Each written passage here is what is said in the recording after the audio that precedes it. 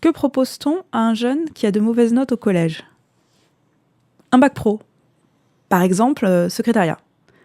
Vous imaginez bien que les jeunes qui n'aiment pas l'école à 15 ans sont passionnés de secrétariat.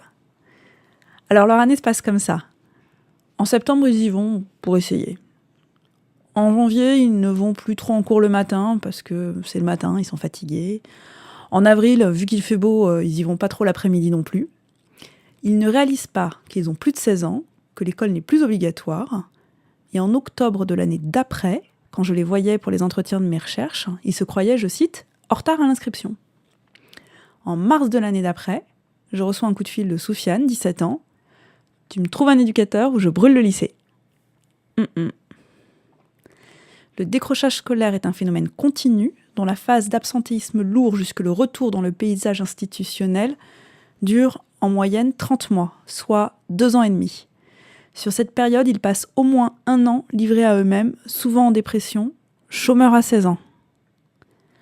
À l'échelle de la France, le phénomène touche 140 000 jeunes et coûte plus de 30 milliards d'euros par an, soit la moitié du budget de l'éducation nationale.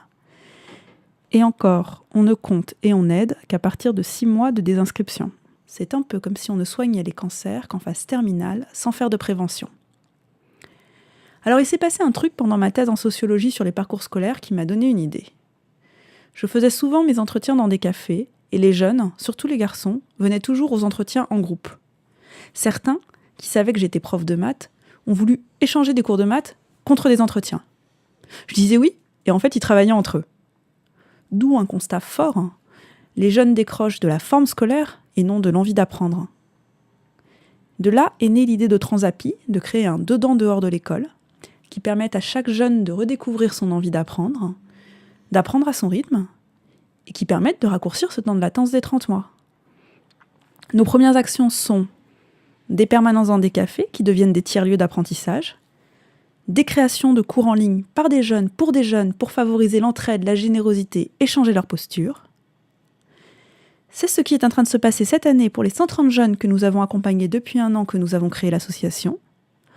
Entre mars et juin 2013, nous avons rescolarisé 100% des jeunes pris en charge. Aujourd'hui, nous avons signé des conventions avec 3 lycées sur Paris et Toulouse et nous continuons à innover pédagogiquement pour rendre les jeunes acteurs de leurs apprentissages avec le numérique. Dans cette phase de développement, nous comptons sur l'énergie et la créativité de l'échappée volée pour nous accompagner dans ce changement d'échelle. Car s'il y a bien un message à rendre réel, c'est que ce ne sont pas les élèves qui sont inadaptés, mais le système qui doit être adapté aux élèves.